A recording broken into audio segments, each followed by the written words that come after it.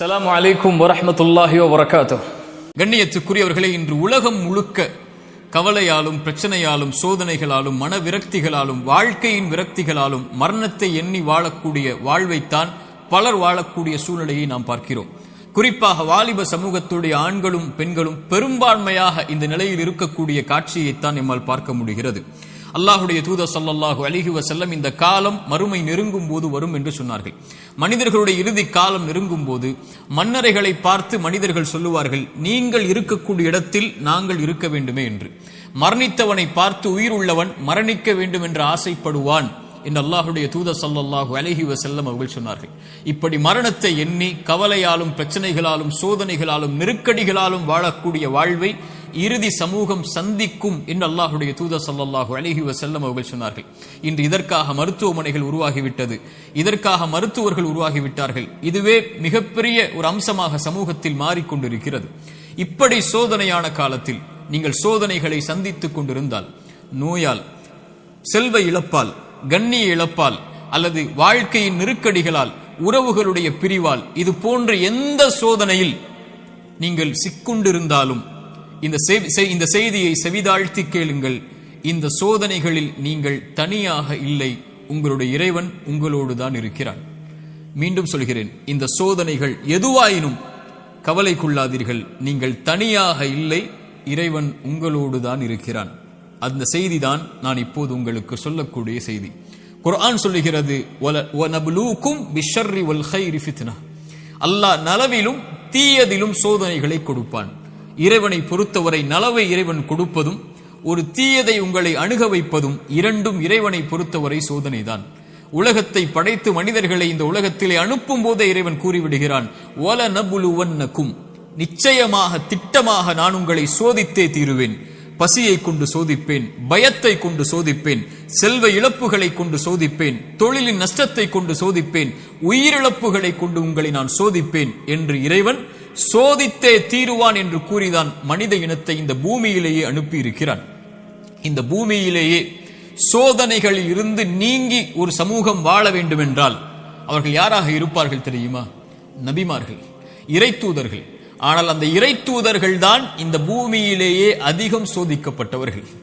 சோதனை எனக்கும் உங்களுக்கும் மட்டும் இறைவனால் கொடுக்கப்படுவதல்ல, நபிமார்கள் தான் இந்த உலகத்திலே சோதனை கொடுப்பதற்கு முதலாவதாக இறைவனால் தேர்ந்தெடுக்கப்படுபவர்கள். குர்ஆன் சொல்லுகிறது, நபிமார்கள் நிராசை அடைந்து நாங்கள் பொய்ப்பிக்கப்பட்டு விட்டோம் என்று எண்ணும் அளவிற்கு அவர்கள் நிராசை அடையும் போதுதான் அந்த சோதனையால், அந்த சிரமங்களால், அந்த கஷ்டங்களால் இறைவன் அவர்களுக்கு வெற்றியை அளிப்பான் என்று குர்ஆன் சொல்லுகிறது. இறை தூதர் ஸல்லல்லாஹு அலைஹி வஸல்லம் அவர்களிடத்திலே கேட்கப்பட்டது, இந்த பூமியிலேயே அதிகமாக சோதனைக்கு உள்ளாக்கப்பட்டவர்கள் யார் என்று. அல்லாஹ்வின் தூதர் ஸல்லல்லாஹு அலைஹி வஸல்லம் அவர்கள் சொன்னார்கள், நபிமார்கள். அவர்களுக்கு பிறகு நல்லவர்கள், அவர்களுக்கு பிறகு அவர்களை பின்தொடர்பவர்கள் என்று அல்லாஹ்வுடைய தூதர் ஸல்லல்லாஹு அலைஹி வஸல்லம் அவர்கள் சொன்னார்கள். மனிதர்களுடைய எல்லோருடைய வாழ்க்கையிலும் இந்த எல்லா சோதனைகளும் பொதுவானது.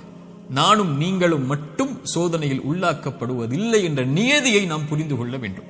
நமது வலதுபுறம் இடதுபுறம் இருக்கக்கூடிய எல்லோர்களும் சோதிக்கப்படுகிறார்கள். இப்போது பாருங்கள், பலஸ்தீனிலே முஸ்லிம்கள் படக்கூடிய பிரச்சனைகள், அவர்கள் சந்திக்கக்கூடிய சிரமங்கள், அவர்கள் சந்திக்கக்கூடிய உயிரிழப்புகள், பசியால் வாடக்கூடிய மனிதர்கள் நமக்கு முன்னால் வாழ்ந்து கொண்டிருக்கிறார்கள். தண்ணீர் கிடைக்காமல் தாகத்திலே கடல் நீரை குடிக்கக்கூடிய மக்கள் இன்று பலஸ்தீனிலே உண்டு. பசியால் புல்லை, விலங்கினங்களுடைய கழிவை சாப்பிடக்கூடிய மக்களாக இன்று பலஸ்தீன் மக்கள் பசியால் தாகத்தால் வாடுகிறார்கள். மனைவி இல்லை, குழந்தைகள் இல்லை, கணவன் இல்லை, உறவுகள் இல்லை. ஒரு கடைக்கு சென்று திரும்பி வந்த பெண்ணுக்கு குடும்பம் முழுக்க மண்ணில் புதைந்திருக்கிறது. அவர்களுக்கு உணவுக்கு வாய்ப்பில்லை, தண்ணீருக்கு வாய்ப்பில்லை, ஒதுங்குமிடத்திற்கு வாய்ப்பில்லை, பாதுகாப்பிற்கு வாய்ப்பில்லை. அவர்கள் தொழுவதற்கு மஸ்ஜிதுகள் இல்லை பலஸ்தீனில். இந்த சோதனைகளுக்கு முன்னால் எல்லாம் என்னையும் உங்களையும் நிறுத்தி பாருங்கள். நம் சோதனைகள் எல்லாம் ஏமாத்திரம். என்ன அளவு சோதனைகளை சந்திக்கிறோம். இப்படி மனித இனத்தில் அல்லாஹ் அவன் நாடியவர்களை அவன் நாடிய அளவு சோதனைகளை கொடுத்து நெருக்கிக் கொண்டே இருப்பான். இந்த சோதனையில் இருக்கக்கூடிய எனக்கும் உங்களுக்கும் குர்ஆனும் சுன்னாவும் சொல்லக்கூடிய மருந்துகள் என்ன தெரியுமா? முதலாவது மருந்து எடுத்துக்கொள்வோம், அல் ஈமானு பில் கதரி கைரிஹி வ ஷர்ரிஹி. நன்மையாயினும் தீயதாயினும் எதுவாயினும் என் இறைவனின் புறத்திலிருந்துதான் என்னை வந்தடைகிறது. அவன் இந்த சோதனை வருவதற்கு முன்னதாகவே அந்த விதியை நிர்ணயித்திருக்கிறான், அதை அறிந்திருக்கிறான். அந்த சோதனை எனக்கு வருகிறது, இதன் மூலமாக இறைவன் என்னை சுத்தப்படுத்த, என் அந்தஸ்தை உயர்த்த நாடுகிறான், அல்லது என்னை நான் செய்யும் பாவங்களால் தண்டிக்க நாடுகிறான். இதை பின்னால் விளக்குகிறேன். ஆனால் ஒரு முஃமின் சோதனைகள் வரும்போது அவனுடைய உள்ளத்தில் பதிய வைக்க வேண்டிய முதல் அம்சம், இதை என் இறைவன் அறிந்திருக்கிறான். வமா தஸ்குது மின் வரகத்தின் இல்லா யஅலமுஹா. இந்த உலகத்தில் இருந்து ஒரு மரம், அந்த மரத்தில் இருந்து ஒரு இலை கீழே விழ முடியாது, என் இறைவனுடைய நாட்டம் இல்லாமல், கல்வி இல்லாமல். இதை அறிந்த இறைவன் என் சோதனையை அறியாமல் இருப்பானா? எனக்கு வரக்கூடிய நோயை, செல்வ இழப்பை, கஷ்டங்களை, சிரமங்களை, பிரிவை என் இறைவன் அறியாமல் இருப்பானா? அல்லது நாம் இன்று உலகத்திலே பார்க்கக்கூடிய எல்லா சோதனைகளையும், பலஸ்தீனில் என்னுடைய சமூகம் படக்கூடிய சிரமங்களை, கஷ்டங்களை, சோதனைகளை, அந்த இரத்தங்களை, அந்த உயிரிழப்புகளை, அந்த பிரிவுகளை, அந்த ஓலங்களை இறைவன் அறியாமல் இருப்பானா? இறைவன் அனைத்தையும் அறிந்திருக்கிறான். ஆனால் அவனுக்கென்று ஒரு நியதி இருக்கிறது, அவனுக்கென்று ஒரு வழிமுறை இருக்கிறது. இந்த சமூகத்தை தூய்மைப்படுத்துவதற்கும், இந்த சமூகத்திற்கு அவன் பாவங்களின் காரணமாக தண்டனைகளை கொடுப்பதற்கும். அல் ஈமானு பில் கதரி வல் கைரிஹி வ ஷர்ரி, நன்மை தீமை அனைத்தும் இறைவனின் புறத்திலிருந்து வருகிறது. அவன் நாடியதால் தான் இது என்னை வந்தடைந்திருக்கிறது என்பதை முதலில் ஒரு முஃமின் ஏற்றுக்கொள்ள வேண்டும். இரண்டாவது மருந்து, இறை நினைவை உள்ளத்திலே கொண்டு வர வேண்டும். இறைவனை உள்ளம் நினைக்க தயாராக வேண்டும். உள்ளத்தின் நோய்க்கு மிகப்பெரிய மருந்து அலா பி திக்ரில்லாஹி தத்மஇன்னுல் குலூப். உள்ளத்தின் நிம்மதியை அல்லாஹ் திக்ரில் வைத்திருக்கிறான், அவனுடைய நினைவில் வைத்திருக்கிறான். ரப்பை ஒருவன் சோதனையில் நினைத்தால், ஃபத்குருனி ஃபத்குரூனி அத்குருக்கும், ஃபத்குரூனி அத்குருக்கும், என்னை நினையுங்கள். ரப்பு சொல்லுகிறான், உங்களை படைத்தவன் சொல்லுகிறான், உங்களை பரிபாலிப்பவன் சொல்லுகிறான், அத்குருக்கும், உங்களை நான் நினைக்கிறேன். அல்லாஹு அக்பர். அல்லாஹ் நினைத்து விட்டால் உங்களுடைய சோதனைகள் எல்லாம் எம்மாத்திரம் அவனுக்கு நீக்குவதற்கு. உங்கள் நோயில் இறைவன் உங்களை நினைத்து விட்டால் அவனை தவிர வேறு யார் உங்களுக்கு மருந்தை கொடுத்து அந்த நோயை நீக்க முடியும்? செல்வ இழப்பை நீக்க முடியும், பிரிவுடைய கவலைகளை நீக்க முடியும், வாழ்வின் பிரச்சனைகளை நீக்க முடியும். அல்லாஹ்வுடைய தூதர் ஸல்லல்லாஹு அலைஹி வஸல்லம் சொன்னார்கள், அல்லாஹ் கூறுவதாக, ஒரு அடியான் என்னை எப்படி நினைக்கிறானோ அது போன்றே நானும் அவனை நினைக்கிறேன். அவன் என்னை நினைத்தால் நான் அவனோடு இருந்து விடுகிறேன். அவன் என்னை தனிமையில் நினைத்தால் நானும் அவனை தனிமையில் நினைக்கிறேன். அவன் ஒரு கூட்டத்தில் என்னை நினைவு கூர்ந்தால், அவன் நினைவு கூறக்கூடிய கூட்டத்தை விட சிறந்த கூட்டத்தில் நான் அவனை நினைவு கூறுகிறேன் என்று அல்லாஹ்வுடைய தூதர் ஸல்லல்லாஹு அலைஹி வஸல்லம் அல்லாஹ் கூறுவதாக சொன்னார்கள். அவன் தனிமையில் அவன் நினைத்தால் என்னை, நான் அவனை தனிமையில் நினைக்கிறேன். என்னை நினைத்தால் நான் அவனோடு தான் இருக்கிறேன் என்று அல்லாஹ் கூறுகிறான். அல்லாஹ் உங்களோடு இருந்தால் ஏன் கவலை? அல்லாஹ் உங்களோடு இருந்தால் ஏன் பிரச்சனைகள்? அல்லாஹ் உங்களோடு இருந்தால் ஏன் சிரமங்கள்? அல்லாஹ்வை நேசிக்கக்கூடிய அடியார்களுக்கு லா ஹவுஃபுன் அலைஹிம் வலா ஹும் யஹ்ஸனூன், அவர்கள் கவலை கொள்ள மாட்டார்கள், அவர்கள் பயம் கொள்ள மாட்டார்கள். அவர்களுடைய உள்ளம் அல்லாஹ்வின் நினைவால் நிரம்பி இருக்கும் போது இறைவன் கொடுத்த கவலை, இறைவன் கொடுத்த சோதனை, அவன் எனக்கு ஒன்றை நாடுகிறான், இதில் நான் நலவை முயற்சி செய்து முன்னேறுகிறேன், என்ன சோதனையாயினும் அவன் எனக்கு நீக்குவான் என்ற நம்பிக்கையில் ஒரு முஃமின் முன்னேறுவான். ஒரு பாவி இறைவனை குறை கூறி பின்னால் வந்து விடுவான், இறைவனை மறந்து பின்னால் சென்று விடுவான், இறைவனை ஏசி அல்லது சபித்து நீ எல்லாம் இறைவனா என்று சோதனையில் அவனை தூற்றிவிட்டு பின்னால் வந்து விடுவான். ஒரு முஃமின் அவனை அதிகம் அதிகம் நினைவு கூறுவதற்கு தயாராகுவான். மூன்றாவது துஆ, அவனை அழைக்க வேண்டும், நினைத்த இறைவனை அழைக்க வேண்டும். அழைப்பதுதான் சோதனைகளை நீக்கும். கரம் ஏந்தி உங்களுடைய சோதனைகளை முறையிட்டு நீங்கள் அல்லாஹ்வை அழைக்காமல் சோதனை நீங்கும் என்று நினைப்பது பகலில் கனவு காண்பதுதான், நடக்கவே நடக்காது. இறைவனை அழைத்தால் தான் சோதனைகள் நீங்கும். நபிமார்கள் அழைத்தார்கள், நபி யூனுஸ் அழைத்தார்கள் அல்லாஹ்வை, லா இலாஹ இல்லா அன்த சுப்ஹானக் இன்னி குன்து மினல் ஸாலிமீன். உறவுகளை விட்டு நீங்கி, உலகத்தை விட்டு நீங்கி செய்த ஒரு சிறிய தவறால் மீன் வயிற்றில் அகப்பட்டு இருளில் கிடக்கக்கூடிய ஒரு நபி, அவர்களுக்கு தெரியும் இந்த இருளில் இருந்து யாரும் என்னை நீக்க முடியாது, என்னை விலக்கி கொண்டு வர முடியாது, மீன் வயிற்றுடைய இருள் சூழ்ந்திருக்கிறது, உங்களுடைய வாழ்க்கையும் இருளால் சூழப்பட்டிருந்தால் அல்லாஹ்வுடைய தூதர் சொன்னார்கள், யூனுஸ் அழைத்த அந்த பிரார்த்தனையை நீங்களும் அழையுங்கள், அல்லாஹ் உங்களையும் அந்த பிரச்சனையில் இருந்து நீக்குவான். லா இலாஹ இல்லா அன்த சுப்ஹானக், வணக்கத்துக்குரிய இறைவனை, உன்னை தவிர வணங்கத் தகுதியானவன் யாரும் இல்லை, நீ பரிசுத்தமானவன். இன்னி குன்து மினல் ஸாலிமீன், நான் அநீதம் செய்பவன் யா அல்லாஹ், அநீதத்திற்கு உள்ளானவன் யா அல்லாஹ், எனக்கு இந்த சோதனைகளை நீக்கு யா அல்லாஹ் என்று அவன் கேட்பான். அல்லாஹ் அந்த சோதனையை நீக்குவான். நான் செய்த பாவத்தால் எனக்கு இந்த சோதனை என்றால் இதோ விடுகிறேன் யா அல்லாஹ், நீக்கு யா அல்லாஹ். நபி யூனுஸ் அழைத்தார், அல்லாஹ் நீக்கிறான். நபி மூசா அழைத்தார், அல்லாஹ் நீக்கிறான். நபி இப்ராஹிம் அழைத்தார்கள், அல்லாஹ் நீக்கினான். நபி தாவூத் அழைத்தார்கள், அல்லாஹ் நீக்கினான். நபி நூஹ் அழைத்தார்கள், அல்லாஹ் நீக்கினான். நபி ஜக்கரியா அழைத்தார்கள், அல்லாஹ் நீக்கினான். நபி அய்யூப் அழைத்தார்கள், அல்லாஹ் நீக்கினான். முஹம்மது ரசூலுல்லாஹ் ஸல்லல்லாஹு அலைஹி வஸல்லம் அழைத்தார்கள், அல்லாஹ் நீக்கினான். நாம் அழைத்தோமா அல்லாஹ்வை? நாம் கேட்டோமா அல்லாஹ்விடத்தில்? நாம் முறையிட்டோமா, யா அல்லாஹ் இந்த சோதனையால் சிரமப்படுகிறேன், அவதிப்படுகிறேன், கஷ்டப்படுகிறேன், இன்னல் படுகிறேன், கண்ணீர் வடிக்கிறேன், எனக்கு இந்த சோதனையை நீக்கு யா அல்லாஹ். என் பாவத்தின் மூலமாக வந்திருந்தால் இதோ இந்த பாவங்களை விட்டு விலகி வருகிறேன் யா அல்லாஹ், என் கவலையை நீக்கு என்று கேட்டிருக்கிறோமா? அல்லாஹ்வுடைய தூதர் ஸல்லல்லாஹு அலைஹி வஸல்லம் ஒரு நபித்தோழரை பார்க்கிறார்கள். பள்ளியில் தொழுகை அல்லாத நேரத்தில் அவரை பார்த்து கேட்டார்கள், ஏன் தோழரே பள்ளிக்கு வந்திருக்கிறாய் இந்த நேரத்தில்? அவர் சொன்னார், யா ரசூலல்லாஹ், கடன், யா ரசூலல்லாஹ், கவலைகள், உள்ளம் நிரம்பி இருக்கிறது அல்லாஹ்வின் தூதரே. அல்லாஹ்வுடைய தூதர் ஸல்லல்லாஹு அலைஹி வஸல்லம் சொன்னார்கள், நான் உனக்கு ஒரு துஆவை சொல்லித் தருகிறேன், அதை நீ ஓதினால் அல்லாஹ் ரப்புல் ஆலமீன் உனக்கு இந்த சோதனைகளில் இருந்து வெளியேறக்கூடிய வாய்ப்பை அல்லாஹ் ரப்புல் ஆலமீன் உனக்கு தருவான். என்ன அல்லாஹ்வின் தூதரே அந்த பிரார்த்தனை? அல்லாஹும்ம இன்னி அஊது பிக மினல் ஹம்மி வல் ஹஸன், அல்லாஹும்ம இன்னி அஊது பிக மினல் ஹம்மி வல் ஹஸன். யா அல்லாஹ், என்னுடைய துக்கம், என்னுடைய எதிர்காலம் என்ன ஆகப் போகிறது, நான் எதை நோக்கி செல்லப் போகிறேன், என்னுடைய வருமானம் என்ன ஆகப் போகிறது, இவ்வளவு கஷ்ட இழப்புகளை சந்தித்து விட்டேனே, இனிமேல் என்ன ஆகப் போகிறது என்ற கவலையில் இருந்தால் யா அல்லாஹ் அந்த துக்கத்தை நீக்கு யா அல்லாஹ். எதிர்கால கவலைகளை பற்றிய கவலையை உள்ளத்திலிருந்து நீக்கு யா அல்லாஹ்.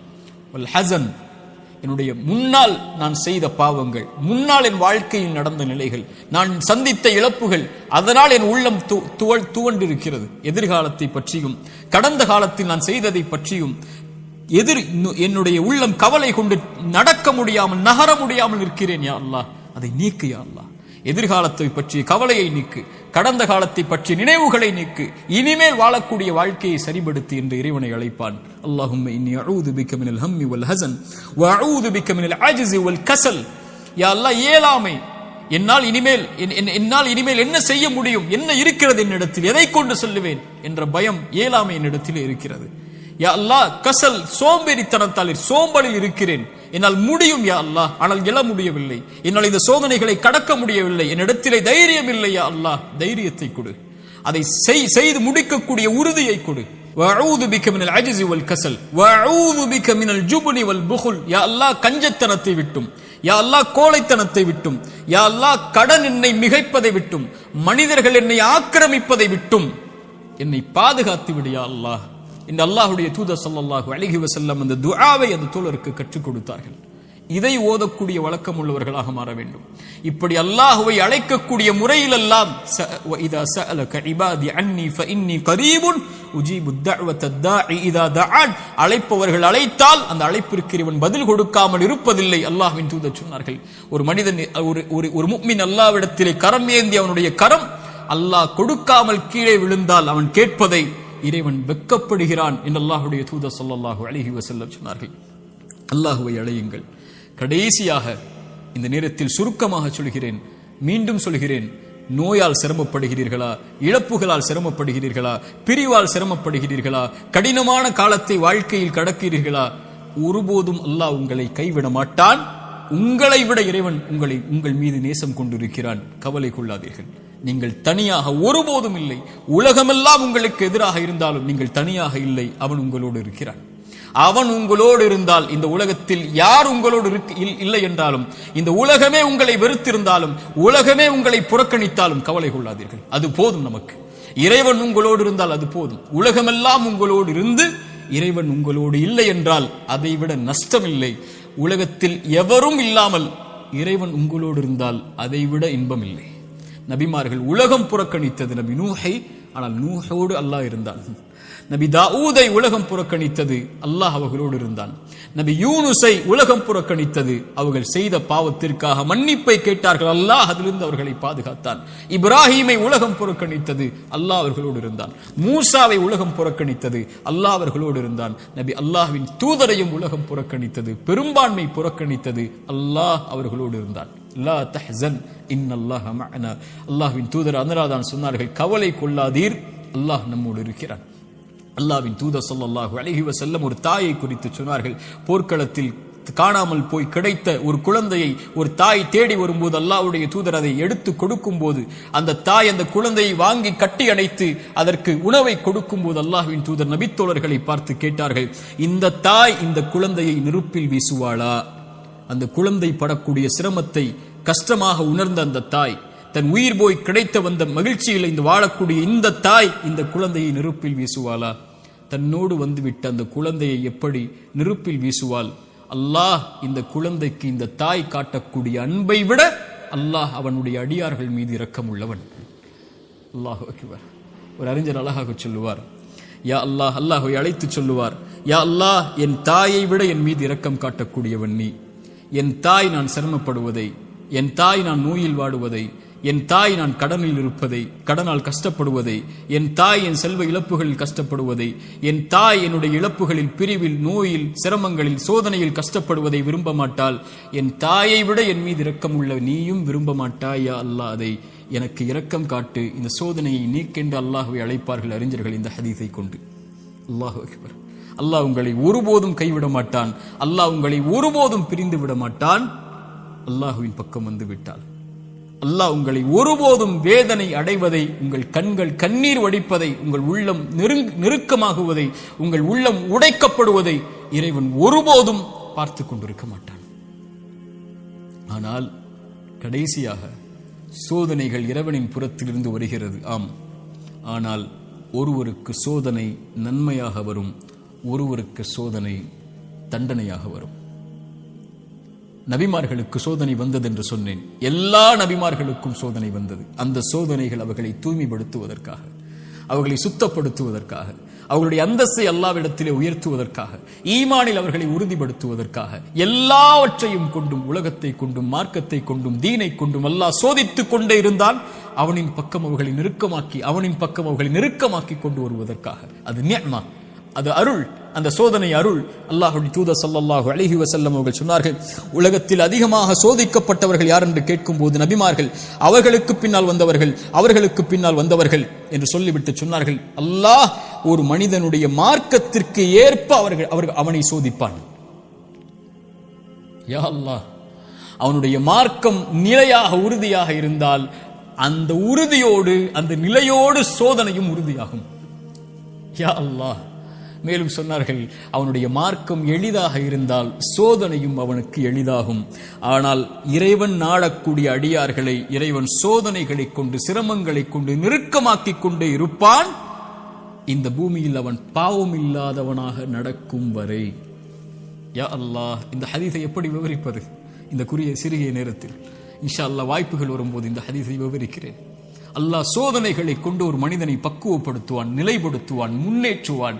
அவனுக்கு அடுத்த கட்டத்தை நோக்கி அவனுடைய வாழ்வை நகர்த்துவான். அவன் அதன் மீது நம்பிக்கை கொண்டிருப்பான். நலவு வந்தால் அல்ஹம்துலில்லாஹ், சோதனை வந்தாலும் அல்ஹம்துலில்லாஹ், அல்லாஹ்வை புகழ்வான், அல்லாஹ்விடத்திலே உதவி தேடுவான். இவன் முஃமின். ஆனால் பாவி, இறைவன் சோதனையை கொடுத்தால் அல்லாஹ்வை விட்டு விலகுவான், சோதனையை கொடுத்தால் பாவங்களை நோக்கி செல்லுவான், சோதனையை கொடுத்தால் இறைவனை மறந்து விடுவான். அது நலவின் சோதனையாக இருந்தாலும் பாவத்தின் சோதனையாக இருந்தாலும். இந்த குர்ஆனின் எச்சரிக்கை மிக்க இந்த வசனத்தை கேளுங்கள். ஃபலம்மா நஸூ மா ذُكِّرُوا بِهِ, எம் நினைவை விட்டு நீங்கள் மறந்து வாழும் போது, ஃபதஹ்னா அலைஹிம் அபுவாப குல்லி ஷை, வானத்தின் கதவுகள் எல்லாம் திறக்கப்படும், என்ன வேண்டுமோ கிடைக்கும். ஹத்தா இதா ஃபரிஹு மா ஊது, அல்லாஹ் கொடுத்ததை கொண்டு அவர்கள் நிம்மதியோடு வாழ்ந்து கொண்டிருக்கும் போது, அது சோதனை என்று அறியாத அந்த பாவிகளுக்கு அஹத்னாஹும் பக்ததன், திடீரென்று அல்லாஹ் பிடித்து அவர்களை நஷ்டவாளிகளாக மாற்றிவிடுவான். அல்லாஹ்வின் தூதர் ஸல்லல்லாஹு அலைஹி வஸல்லம் சொன்னார்கள், அடியானுக்கு அல்லாஹ் ஒரு சோதனையை இந்த உலகத்திலே விரைவுபடுத்துகிறான் என்றால் அவனுக்கு அல்லாஹ் ரப்புல் ஆலமீன் நலவை நாடுகிறான். அல்லாஹ் அவனுக்கு சோதனையை தாமதப்படுத்துகிறான் என்றால் பாவங்களின் காரணமாக நாளை மறுமையில் அவனுக்கு அல்லாஹ் ரப்புல் ஆலமீன் அதை கொடுப்பதற்கு அல்லாஹ் காத்திருக்கிறான். தீயதாக நல்லவருக்கு சோதனையை உலகத்திலேயே கொடுத்து அல்லாஹ் அவனை நெருக்கமாக்கி விடுவான். பாவியை விடுவான் அல்லது பிடிப்பான். பிடித்தாலும் விட்டாலும் அவன் அழிவது நிச்சயம். அல்லாஹ் ரப்புல் ஆலமீன் அப்படிப்பட்ட பாவங்களை விட்டு அல்லாஹ் எம்மை பாதுகாப்பானாக. நல்லவர்களுக்கு சோதனை அருள். அவர்கள் அனுபவிக்கக்கூடிய ஒவ்வொரு கண்ணீர் துளிக்கும், ஒவ்வொரு சிரமத்திற்கும், ஒவ்வொரு கவலைக்கும், ஒவ்வொரு துக்கத்திற்கும், ஒவ்வொரு அழைப்பிற்கும், அவர் காலில் ஒரு முள் தைத்தால் கூட அவர் படக்கூடிய இன்னலுக்கும் அல்லாஹ் பாவங்களை அழித்துக் கொண்டே இருப்பான். ரசூலுல்லாஹ் சொன்னார்கள் ஸல்லல்லாஹு அலைஹி வஸல்லம். ஆனால் பாவி படக்கூடிய ஒவ்வொரு சோதனையும் அவன் மீண்ட அல்லாஹ்விடத்திலே செய்த பாவங்கள் எதுவாயினும், அவன் கடந்த காலம் எதுவாயினும், எவ்வளவு கொடிய பாவங்களை வைத்திருந்தாலும் அவன் பாவத்திலிருந்து விலகாமல் சோதிக்கப்படும் போது நன்மையை நோக்கி செல்லாமல் இருந்தால் அவனுக்கு இந்த உலக வாழ்வும் மறுமையும் அழிவுதான். சோதிக்கப்பட்டால் உள்ளத்திடம் கேளுங்கள், நன்மையில் இருக்கிறாயா, பாவத்தில் இருக்கிறாயா? நன்மையில் இருந்தால் இது உனக்கு அருளின் சோதனை, முன்னேறு, வெளிச்சம் உனக்கு முன்னால் இருக்கிறது, நடந்து சென்று கொண்டே இரு, இந்த இருள் நீங்கிவிடும். இருளுக்கு பிறகு பகல், துன்பத்திற்கு பிறகு இன்பம், நோய்க்கு பிறகு சுகம், இப்படி உலகம் மாறி மாறி உனக்கு கொடுக்கும். ஓடிவிடு நன்மையை தேடி. வெளிச்சம் உன் வாழ்க்கையில் விரைவில் வரும், மிகப்பெரிய வெளிச்சமாக. நீ ஒரு மாதம் சிரமப்படுவாய், ஆனால் நீ கடக்க வேண்டிய இந்த மாதத்தை அல்லாஹ்வின் நம்பிக்கையில் நன்மையில் கடந்து விட்டால் நீ வருடம் முழுக்க நிம்மதியோடு இருப்பாய். 3 நாள் 4 நாட்கள் நோயில் சிரமப்பட்டால் கவலை கொள்ளாதே. அந்த நோயை அல்லாஹ்வின் நன்மைகளை எதிர்பார்த்து காரணிகளை எடுத்துக்கொண்டு களி, அல்லாஹ் உனக்கு அதற்கு பிறகு மிகப்பெரிய சுகத்தை வைத்திருக்கிறான். ஆனால் பாவத்தில் இவை அனைத்தையும் நீங்கள் சந்தித்தால், பாவம் உங்களிடத்திலே இருந்தால், யா அஹி யா உக்தி, என் தோழரே, என் சகோதரியே, அல்லாஹ்விற்காக அதை விடுங்கள். அல்லாஹ் உங்களை அரவணைக்க காத்துக் கொண்டிருக்கிறான். அவனை நோக்கி வந்து விடுங்கள். உங்கள் வாழ்வின் கவலைகள், பிரச்சனைகள், துன்பங்கள் இவை அனைத்தையும் இறைவன் நீக்கி விடுவான். அல்லாஹ் அப்படிப்பட்ட வாழ்வை எமக்கு தரட்டும். அல்லாஹ் இந்த அறிவுரை எனக்கும் உங்களுக்கும் அறிவுரையாக்கட்டும். இதன் மூலமாக என்னுடைய வாழ்வை இறைவன் செழிப்பாக்கட்டும்.